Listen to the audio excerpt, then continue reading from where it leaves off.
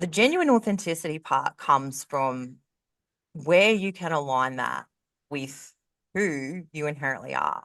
Mhm.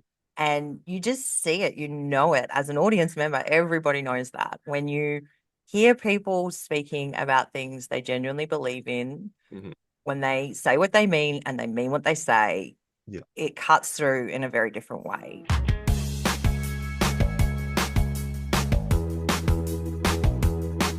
Welcome to CUB Spotlight. I'm joined by Brooke Hargraves, the founder of Trellis Media. With 16 years experience as a journalist and media advisor, she now helps coaches, professionals, and business owners build authentic personal brands through podcasts and storytelling. In this episode, we unpack her journey from traditional media into helping others find their voice, what most people get wrong when they try to tell their story, and why authenticity genuinely converts. If you're building something and want unfiltered conversations with people who are in the trenches, this one is for you. Let's get into it. Welcome to CUB Spotlight. Basically, for those who don't know her, she's the founder of Trellis Media.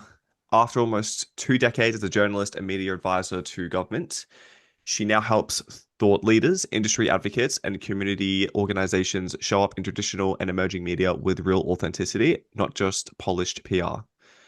So, we're going to unpack what that actually looks like in practice, especially in a world where everyone's being told to build their personal brand and what most people get wrong when they try.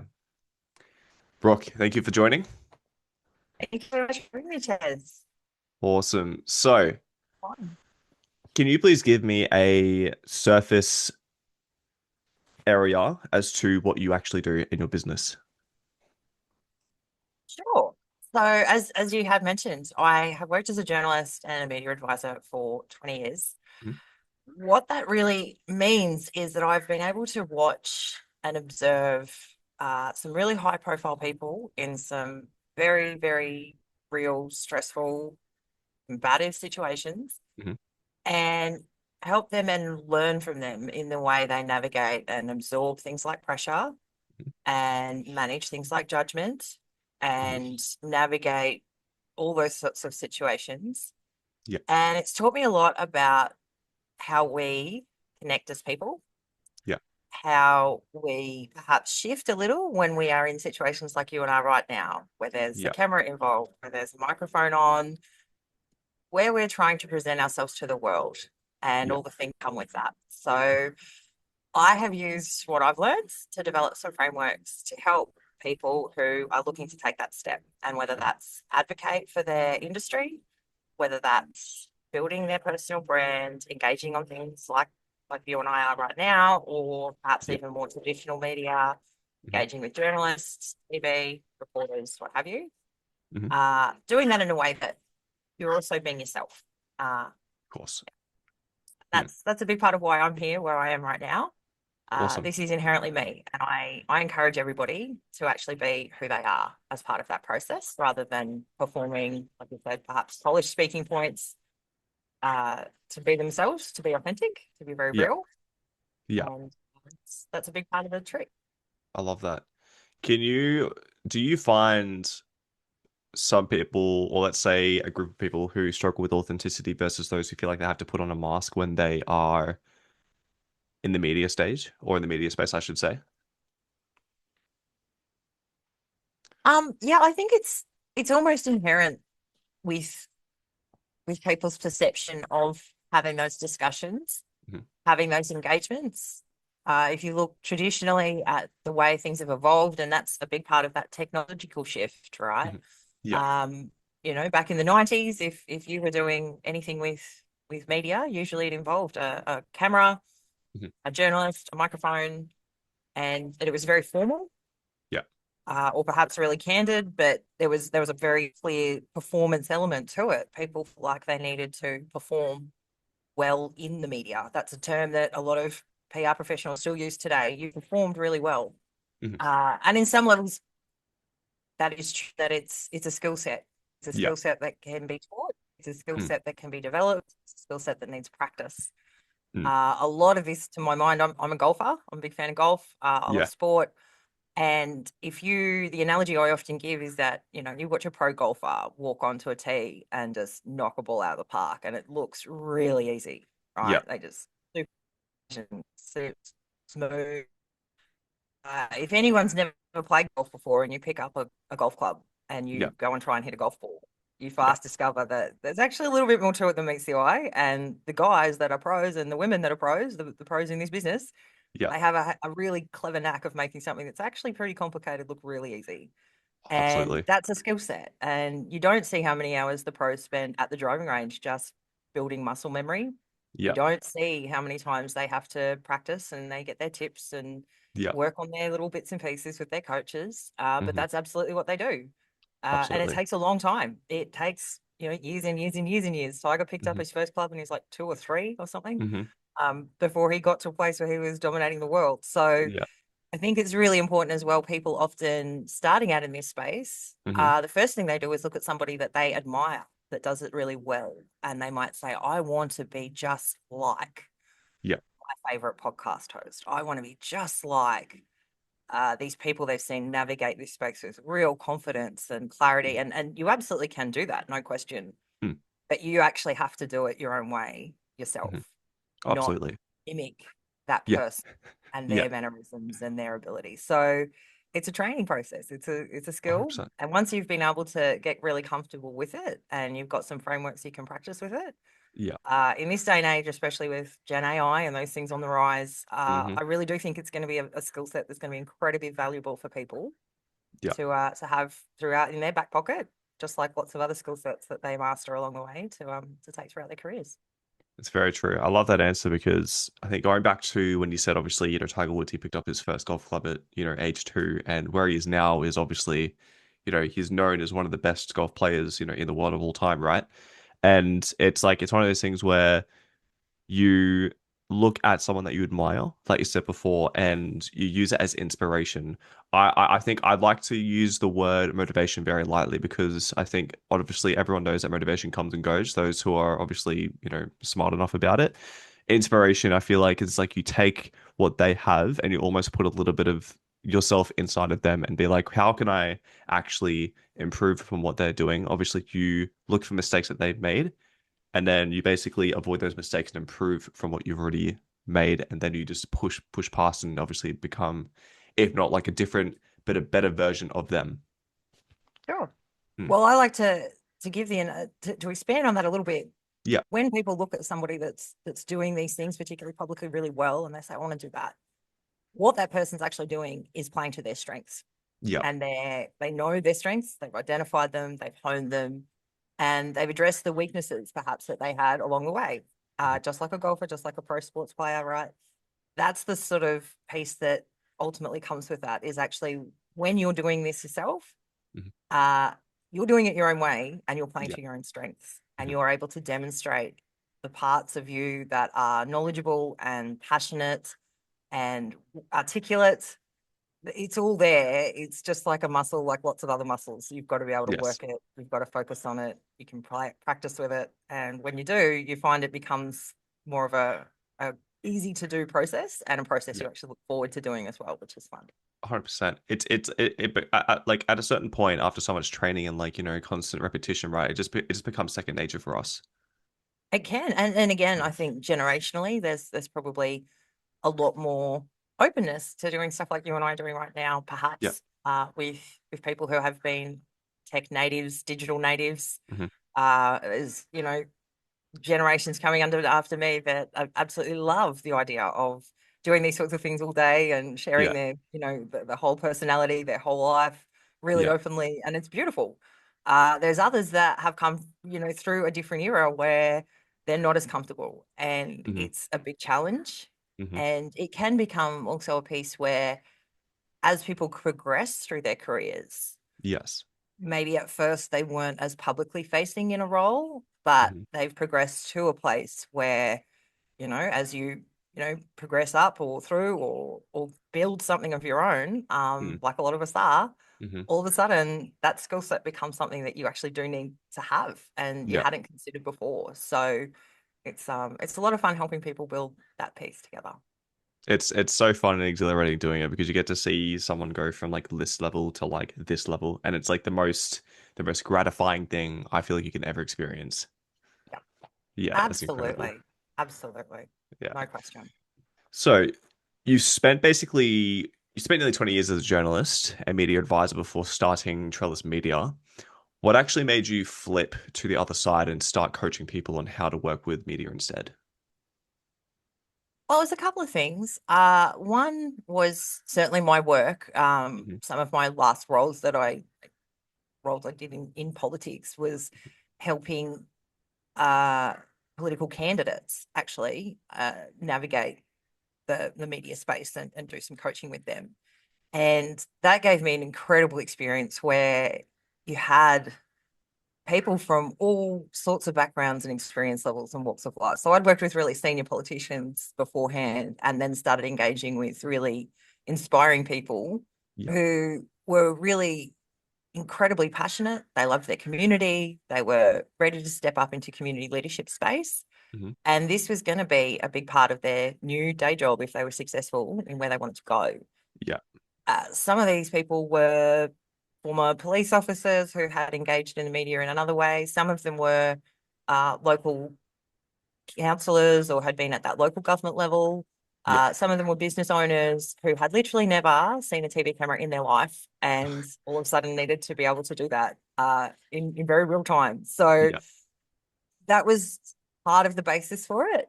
Yeah. And then I got out of politics, finished up there, got into private consultancy and worked for a corporate consultancy for a while. Hmm. And it was there that I discovered that certainly there was, of course, corporate media training. It's not a new concept by any stretch. Uh, but it had developed a pretty bad rap.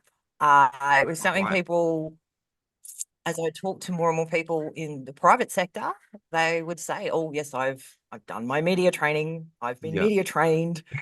And the implication was that they'd been sat down and told how to stand, how to sit, what to say, very importantly, what not to say. Yeah. And the fear of God is sort of drummed into these guys about all the things that journalists are going to be tricky about and how Yeah. to Wow. not do this and not say that. And I just don't know, like as helpful as that is, and I can completely understand that Mm. that perspective, certainly after the experience I've had, I understand how people land in that place where that perhaps the best intention is to be really give a bit of tough love and say, all right, here's all of the hard things that can happen. And that's true. But Yeah. I decided to take a different approach and apply a lot of the stuff I had in my past, where you actually start building a confidence piece as well. Hmm. Confidence in the media can be, tricky, but it's also really important because without that, you don't get the authenticity. And the Of course. authenticity is the part that makes the whole thing come together, both for the journalist and for the person involved, 9 times out of 10. So having that piece of look what you can do, look what you Yeah. do like, look Yeah. what your eyes light up when you start talking about this subject or that topic. Let's just unpack that a bit and start bringing some of that structure to that. So having a place where it's not daunting, it is Yeah. challenging, but you get excited about the prospect of doing it rather than perhaps a bit fearful Yeah. or, Of course. doubting Yeah. yourself too much. Yeah. And then mostly Absolutely. also talking through what happens afterwards, right? So people can True. focus on the here and the now and the do, Hmm. but we also unpack a little bit of structure around, okay, once this goes to air or print or podcast is published, Yes. what does the rest look like? How do we navigate the comments section? We make sure we're not doom scrolling, all those things. Yeah. It's the other part of the puzzle these days. Broadcast Of isn't course. broadcast, it's a conversation starter. So Yeah. you've got to be prepared to have people have a conversation about your conversation. It's like the tutorial as to like how to as to what comes after this, after what comes after. Yeah. Yeah. Yeah. It is a really important piece and Absolutely. it's Yeah. Nice. perhaps sometimes not something that's immediately as front of mind as you might expect. So yeah, Yeah. I like helping people with that part too. Nice. I want to continue that thought. So you talk a lot about genuine authenticity. When engaging with media, what does that actually look like in practice, and how does it differentiate from the usual polished scripted approach most people take, like we literally just spoke about just then? Sure. So what I do, I have, really clear out from the outset. Hmm. I'm not engaging with people to tell them what to say. The content in and of itself is actually entirely their business. So I'm not Hmm. out to put words in people's mouths or suggest alternatives or any of those sorts of things. Whatever they are happy to say is entirely their business. Yeah. The genuine authenticity part comes from where you can align that with who you inherently are. Mhm. And you just see it, you know it as an audience member. Everybody knows that when you hear people speaking about things they genuinely believe in, Mhm. when they say what they mean and they mean what they say, Yeah. it cuts through in a very different way.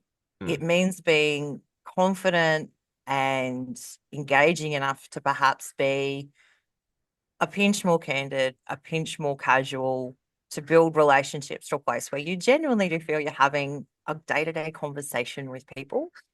You can add value, you can add some context, tiny little things that don't seem like much, but actually really change the dynamic, particularly for journalists who are interested in listening to what you've got to say. Yes. It's important to be able to paint an entire picture around what you're saying. And I think at Mm. times, like I said, if you're going in with a mindset, it's so focused on what not to say, what not to say, what not to say, is like, don't hit the tree, don't hit the tree. Yeah. Um, it can blur that line of, well, hang on, what am I bringing to the table? And can we make this an engaging conversation? Can we open up some different ways? And so that's really what it is about just working in a way that aligns your brand strategy. A lot of the time, I'm working with people that have great communications teams that have wonderful PR operations with them. This is not anti any of that by a long way. Mhm. And again, in my experience, I have worked in positions where you are burrowing away to get great opportunities for clients and you can land fantastic opportunities to engage with the press. Yeah. But then if you're not nailing that execution part, it Mhm. kind of also just goes, oh, it goes begging a little bit. So it's that preparation, that piece that says, okay, here's where we're at. We're all going to have a great chat. And a lot of the time, like I said, it's really valuable. The engagement goes better for the press. They just feel like they're getting more of a real story, and they should be, and they are. Yeah. So it's a Yeah. win-win for both sides. Oh, absolutely.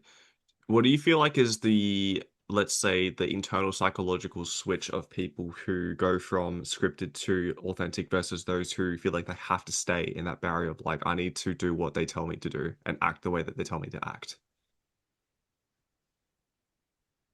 Well, again, I think that's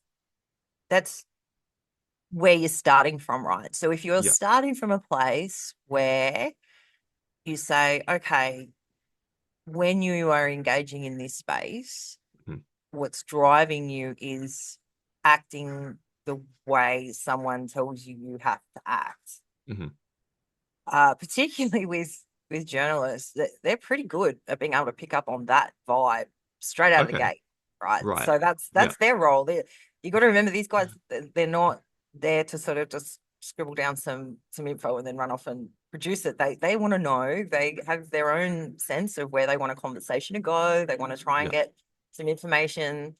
They want to create a story, all of those things. So they've got their own factors that Okay. funnel into why they've agreed to engage with you at all, what it Yeah. is that you're interested in and they're interested about talking to you with, and all those Mhm. things, and how that fits into their business and their Yeah. publication and their model and their audience.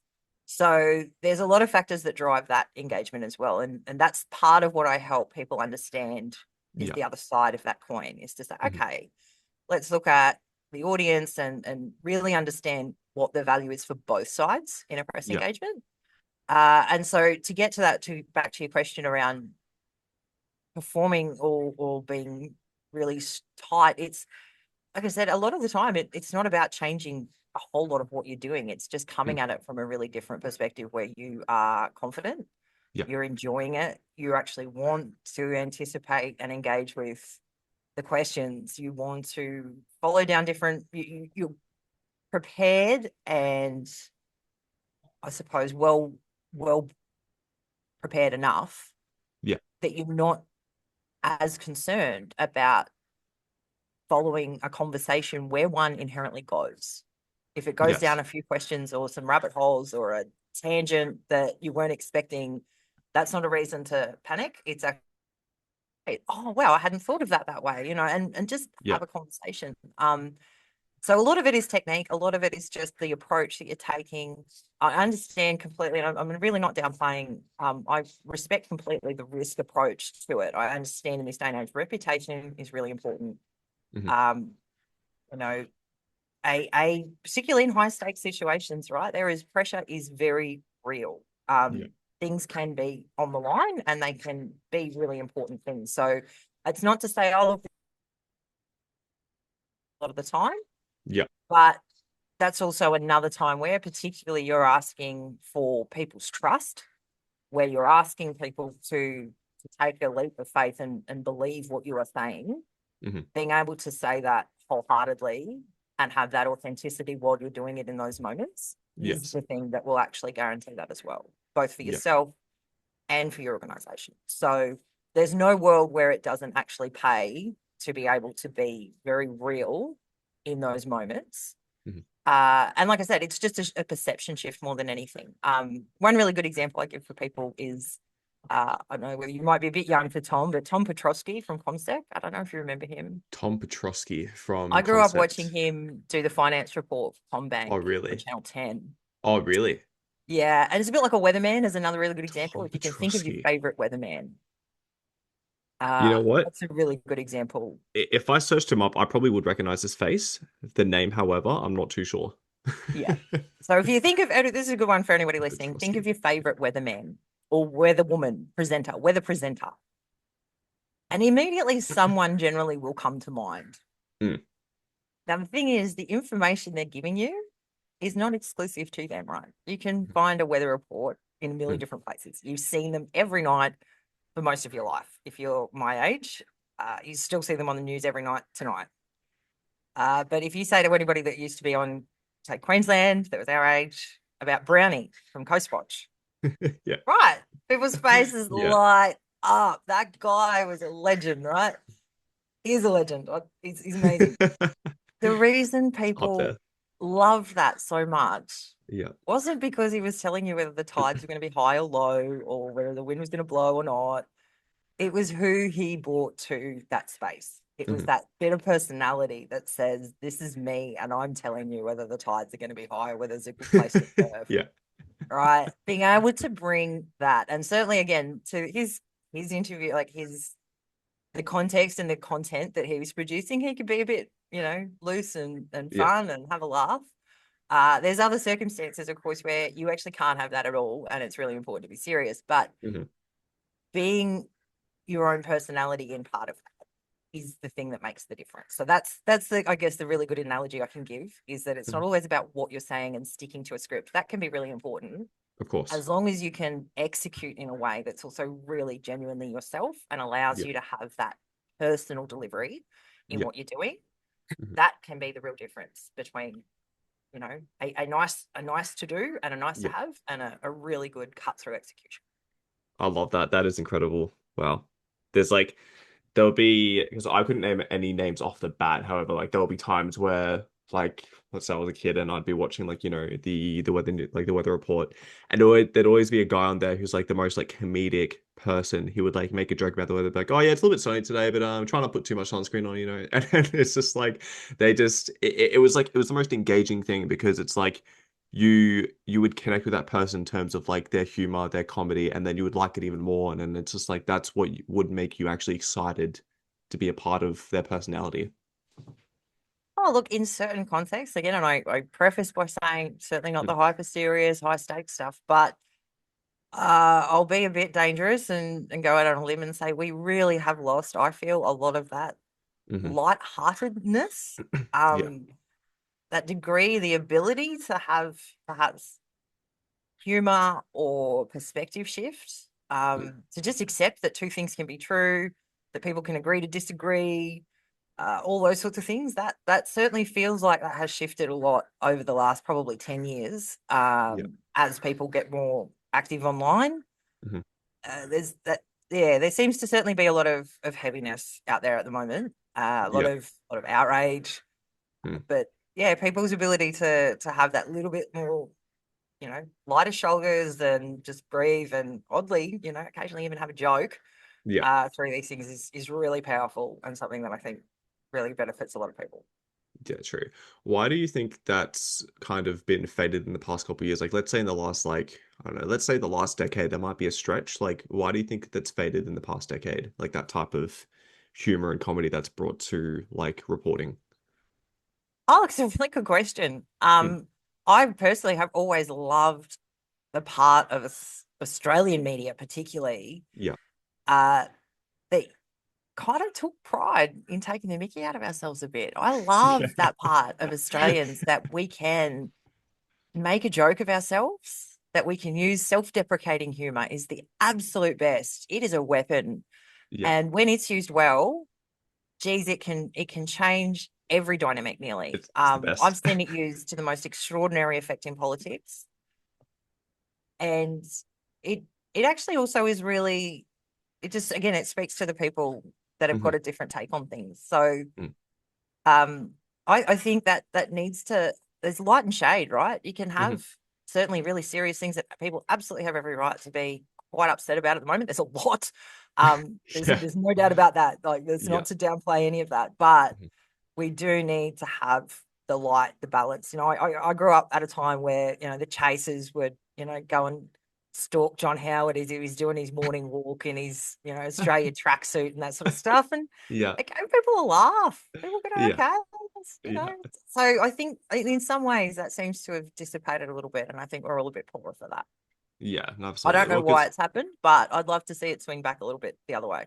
oh, 100%. I think because I believe it's like we're so internationally known as people who like are us like as Aussies, right? We're so internationally known as to like not take a lot of things serious, like even ourselves Mm, sometimes. And it's like that's what we're so famously known for. It's like you go to like a, another country and they're like, "Do you guys really not give a fuck?" And we're just like, "We really just don't." yeah. So we really don't. So I mean, we are inherently, especially when we travel. I mean, I like to think, certainly in my experience, we're pretty laid back. yeah. I've always taken a bit of pride in that. We've, usually got a bit of a suntan and a smile, but generally speaking, we've always been pretty laid back. Hmm. So I would like to be able to find ways to keep that part of us. Hmm. You can have lots of parts. Like I said, there's certainly days where things are really heavy and serious, and that's important, but a little bit more light to balance the shade, to have a bit of a laugh, to Yeah. my I give you another personal example of that, and Yeah. a lesson I learned really, really early, actually, that helped with, I suppose, pressure. One of the best examples I'll give of Yeah. that in terms of perspective and just lightening the load, even in a really serious job, came when I first started working in politics, and I'm incredibly grateful for it. I was 25. I was you used to call myself the junior burger, an assistant advisor Yeah. to a state minister, media advisor. So, crazy busy days, 24-hour news cycle, go, go, go, Mhm. go, go. And it was the first time I'd been in a role like that. It was the first job I'd had in working for a politician, and Mhm. the stakes always felt really high, and it felt like there was a lot of pressure all the time. And it was, in some ways, it really was quite Yeah. stressful, busy, you know. But I also was renting a house at the time with one of my oldest friends, and she was a paramedic, and she just finished her paramedicine training, and Right. she was started taking triple O calls in Yeah.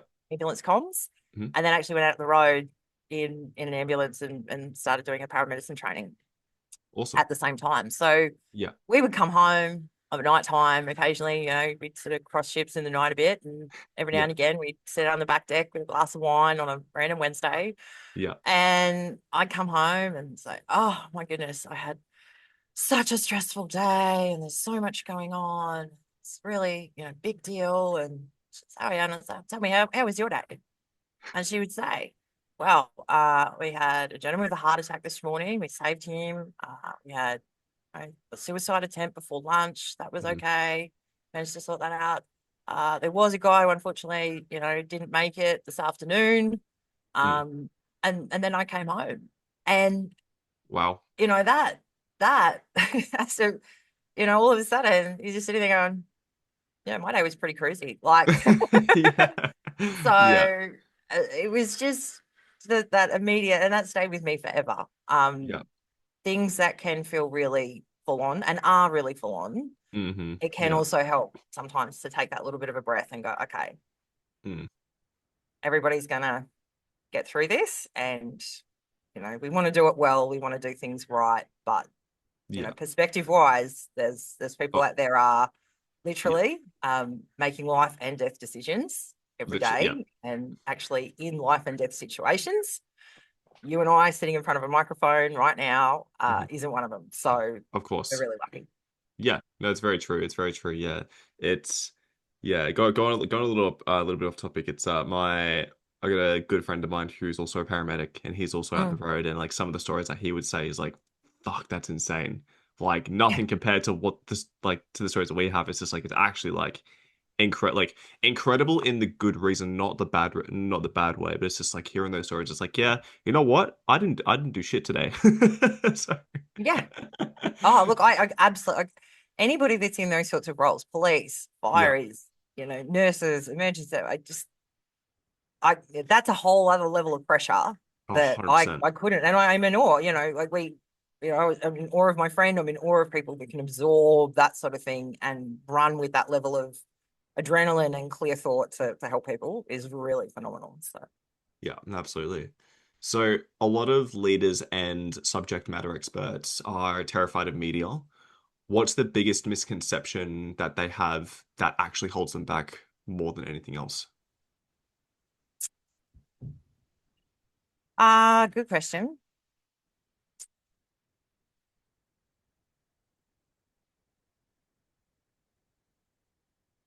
I think perhaps it goes to that question we had before about what you do and don't say. Mhm. A lot of my experience, certainly in communications roles and within the private sector, is perhaps sometimes there's also a bit of expectation management that needs Yeah. to happen from the out. Mhm. What people expect to control from their engagements with the press, what it will actually look like in practice, Mhm. uh, how an article or a piece might get put together. I think the thing that does probably pose the most, that perhaps it gets at it, you know, concern or hesitation around the press is let go of that little bit of control. Yeah. You can put your best foot forward, Mhm. but you're not going to sit in the editorial suite. You're not the news director. You're not going to be the person putting the piece together. Mm. So you don't have final cut, if you like, on what actually gets produced. And so perhaps that can be certainly for thought leaders and for those people in leadership, it can be a bit scary to say, okay, I've got to put myself in someone else's hands. I want to be able to get a good message out. I really do believe in what we're doing. I think it's Yeah. really important that people know. Then becomes that question of context and nuance and those sorts of things. And unfortunately, yeah, Mhm. there can be plenty of examples where people will say, oh, I don't know that I necessarily wanted, I don't know, that was the takeaway, or I was a bit surprised that the article went this way or that. That's part of the deal. And I think, again, just understanding a process, having that respect for the press to say, look, these guys are not here to be, uh, you know, they're not here to transcribe things word for word into a paper Mm. as much as people would like that to happen. There's a process of journalism that goes along with it. People are asking multiple perspectives. Yeah. They'll put something together for their audience, and that's they're curating that themselves, and they bring their own personal elements of that in their role and their job, and that they are there to do that function. So that's part of it. I think is being able to understand that process a little bit better, and then being able to engage in it in a way that, like I said, gives a win-win to everybody. Yeah. That's the catch I think there as well, is having that confidence Yeah. to be yourself, but also to let go of a little bit of that control and say, okay, this is where we are, and we're okay with where it lands. So, Nice, that's incredible. So, traditional media is basically shrinking while podcasts, LinkedIn, and other platforms are exploding, right? How do you believe thought leaders and advocates should be thinking about media and like media strategy in 2026 and potentially beyond? I just missed that last little bit. Can That's you just right. repeat that again? That's look good. Yeah. So basically, with traditional media obviously shrinking, like all the podcasts, LinkedIn, other platforms and stuff, how do you believe thought leaders and advocates should be thinking about media strategy in the current year and beyond? Oh, look, I again, everybody's probably different in their own way. So a Yeah. strategy will be informed by, objectives and perhaps events or Hmm. different things they want to try and build to. I do focus a lot on being able to help thought leaders, particularly with emerging media like podcasts, Yeah. like long form YouTube and those sorts of things, because that Mhm. is absolutely a place where things are going. Any PR person that is putting a strategy together will say you need to have a mix of all of these things now. It's not a simple case of being able to put a even get a article in a publication or a spot on a program and say, Mhm. okay, job done, everyone knows. Yeah. What the growth of things like podcasts is doing is really feeding into that fragmentation of our audiences. And that's Yes. what we've seen for a really long time now, virtually ever since social media arrived on the scene. Yeah. There was a very concentrated audience, say in the 2000s, where you had your TV, your news, newspapers, radio. That was sort of the full gamut. And you would do those things over time. Of course, it came first in print with Mhm. blogs and social media and all those sorts of things. And now we've seen the same sort of change, Yeah. transition, if you like, in audio with things like podcasts. Hmm. I was recently watching somebody who made a really good point about whether filming podcasts is actually starting to get people more back into that performance mode, back into Yeah. that hold off mode, that actually is in some ways really pulling and a bit creating friction with the concept of what a podcast was where Yeah. people felt like they were listening in on a conversation and invited in to listen to a conversation Hmm. entirely with an audio base. So Yeah. it's really fascinating to watch how those things are going to keep developing. For thought leaders, there's never been a better time to be able to, again, build these skills, practice these skills, and get amongst it. Because podcasts ultimately, I think, enable people to have those nuanced conversations.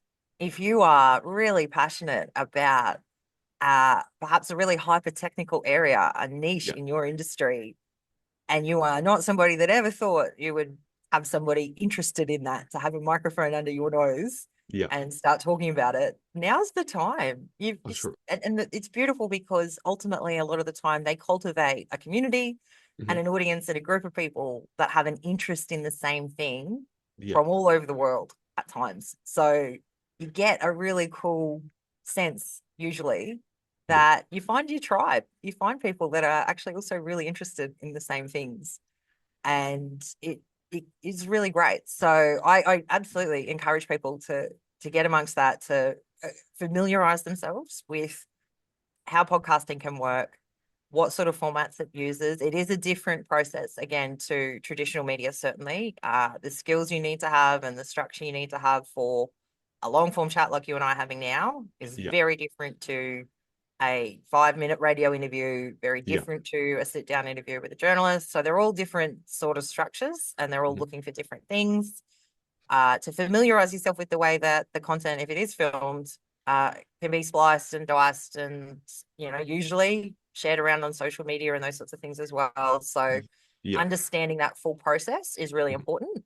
Hmm. Again, like everything, knowing exactly what it is you're engaging with and then how you plan to do it is the key to all of it. So once you're there, then you know how you can do it your way. Yeah. Absolutely. That's awesome. So you work with community organizations and industry advocates as well as corporate leaders. What do you find is, let's say, the challenge? Let's say, do the challenges look different depending on the type of personal organization that you're working with? Like, is it all individualized? It can be, yeah. Yeah. Yeah. A lot of the time, what you do find is that there is perhaps consistency across Yeah. different personality types, even. You do find that on some level, women and men perhaps approach things differently at times, for example. But there's nuance within both, and that's natural as well. So Yeah. usually I do like really working with people individually on that basis to say, okay, you've all got your own story, you've got your own reason for wanting to do this, Yeah. and you've got your own strengths that you're going to bring to that table. So let's unpack what they are. And then likewise, if you are hesitant, if you have been actually really quite successful and built something really amazing. And you've got a marketing team that are doing Yeah. great things and have for a long time. And they're all looking at you now saying, okay, this is the time we need to be able to put a bit more of a face to what we do. Yeah. And that's never been your style before. Let's have a chat. I talked to a really wonderful CUB member actually just a couple of days ago, Yeah. who's in exactly that boat. She is phenomenal. She's built an incredible career in Mhm. her industry. She's built a very successful business, and for all intents and purposes, she should absolutely own that story. Yeah. Of But there's course. been an aversion to that. It's perhaps, and again, it's cultural, perhaps Mhm. it's business, perhaps it's a shift that we're only just starting to see the start of now that will continue to be a trend for some time. That's been a big part. So you look at branding, you look at marketing, Hmm. all these sorts of things. They evolve a lot over time, and what's cool and trendy and works and kosher and those sorts of things, that all factors into decision makings and strategy at any given time. 100%. So I just Yeah. think with particularly, like I said, the advent of generative AI with the ability for people to now deliver so many graphics, so much content, so Hmm. many different versions of things at the click of a button. Yeah. Uh, Press releases the same, web copy the same. Uh, all the things that probably have been the tools to get messages out before can now be so easily gentrified, Hmm. but multiplied very quickly. The time to start being yourself Yeah. is the way to get some cut through. Yeah. I love that. I love that answer. That's awesome. Incredible answer. So I remember in our chats you were excited about the Olympics in Say Brisbane. again? I remember in our chat you were excited about the Olympics coming to Brisbane. Yes. Yes, What I do you am. what do you feel like? What opportunities do you feel will arise from that being the biggest like Showtime event in the state? Oh, look, the opportunity of the Olympics being in Brisbane for me, Hmm. as I see it, is the ability for a bit of identity building here, to be Yeah. honest. Hmm. The more I talk to people around Brisbane at the moment, we're asking ourselves a lot of questions that perhaps we haven't asked as a community before Hmm. of Yeah. what do we want to be? What do we want to show? Who are we really? Are there things that make us different? And I love that piece. I love that Yeah. people are starting to really give some thought to that. Yeah. The next questions often is how can we make sure everyone feels like they've actually been involved in some way, Uh-huh. that it's not something that sort of happened in our neighborhood or in our city, but we didn't really get attached to it. Yes. People want to feel like they've had a tiny little chance in their own way to put their own stamp on it. Hmm. And I love Yeah. that. Yeah. So there's all that sort of opportunity as we start, and our leaders and organizers and all these guys are starting to really put some thought to what that's going to look like. We've been perhaps, I think our danger is comparing ourselves to Sydney. Sydney was a big time. Yeah. Everyone keeps saying, oh, but after Sydney, after Sydney. I personally think that actually, from broadcast media point of view, Sydney was the pinnacle of so many things, and appointment setting TV and broadcast Yeah. was one of them. I Yeah. think Sydney would have been one of the last Olympics before the arrival of the iPhone, Yeah. before replays, before Right. social, before, you Hmm. actually had to be watching Kathy Freeman live on Yeah. TV to watch Yeah. her do that, or you Yeah. didn't, right? There was really no in between. And Hmm. everybody still remembers where they were when those things happened. Uh, Obviously, now the way technology has moved, that's probably not the same when you're engaging with, say the Olympics that were just in Paris or London. Yeah. So that sense of the event itself is probably going to be different. Hmm. Uh, the other thing I'm really excited about is the fact that there has been a decision made to regionalize some of the events as well. And Yeah. Queenslanders, we've got our own inherent ness up here, north of the border. We love we've just got a different sort of thing. I know every state does, and that's what makes us special. But I'm really excited as somebody who grew up in regional Queensland, really, really excited to see the opportunity for communities outside of Brisbane, outside of Metro, outside of SEQ, to be able to showcase who they are Yeah. and what this means to them, and to put, you know, to let the world see some of the beautiful Queensland spirit that comes out of places like Townsville, out of Maryborough, out of Toowoomba. Collectively, that's what makes us us. Yeah. So I'm really glad that there's an opportunity for people across the state to be able to show who they are too. Yeah, nice. That's awesome. It's I remember the last time I think the Olympics was in Brisbane. I'm not too sure what year exactly it was. However, I do remember it brought so much attention to the state, like so much attention to Brisbane itself, and especially the impact on the representation that it gave the part of the city. And it did bring a lot of people, a lot of new people in and be like, oh, this is what obviously the city can represent. This is obviously, the parts of the city that that people are proud of. Like, it's more about why people are proud to be able to have it hosted in their hometown because of what it can actually, in terms of the opportunities that it can actually create. Yeah. Mm. And again, I it's just that chance to have a bit of fun, to Yeah, lean into what makes us us, to smile, yeah, to remind the world to smile. yeah, A friend of mine we were only talking about, and again, I've seen, some comedians online, Jimmy Reed, yeah, those sort of guys have started unpacking a bit of yeah, the fact that we're up with the sparrows most days yeah, here. We get up really early. I think Brisbane is one of like the earliest rising cities in the world, yeah. mostly because it's pretty damn humid by about 10:30. So we Yes. we Yeah. turn Yes. the sauna right up just before morning tea. So Yeah. we tend to bounce out of bed stupid early so we can get our Yeah. run in and we can get our coffee or we can do Mm. our yoga or whatever we're going to do. We do it at sunrise so that it's still nice and somewhat cool, Yeah. because it gets really, really hot well before lunch. So, Yeah. those sorts of things that we have just created for ourselves that lots of people enjoy. It'll be a beautiful time of year by the time it gets to August. We just magic. It won't be crazy, crazy, crazy hot, I hope. Mhm. It shouldn't be, but those sorts of things that we just inherently do. We don't we do things a lot differently to perhaps some of our counterparts in Northern Hemisphere.